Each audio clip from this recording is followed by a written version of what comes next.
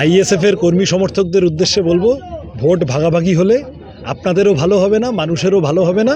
Trinamool BJP সুবিধা পেলে সব মিলিয়ে পরিস্থিতি আরও খারাপ হবে। ফলত আমার কথা আইএসএফ কর্মী সমর্থকদের উদ্দেশ্যে আমি এখনও বলছি, বাড়িয়ে দাও তোমার হাত, আমি আবার তোমার পাশে হাঁটতে চাই।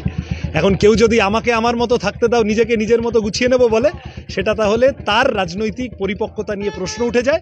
আমি নিশ্চিত আইএসএফ এর নেতৃত্ব বিবেচনা করবেন। আইএসএফ এর কর্মী সমর্থকদের বলছি, একসাথে লড়াই করি চলুন। ভাঙড়ে আমরা তৃণমূল বিজেপিকে হারাবো, যাদবপুরে আমরা তৃণমূল বিজেপিকে হারাবো। আজকে বিভিন্ন জায়গাতে ঘুরলেন, মানুষের উচ্ছ্বাস বাড়িতে বাড়িতেও গেছে। কি মনে হচ্ছে ভাঙড়ের মানুষ কতটা আপনার পাশে?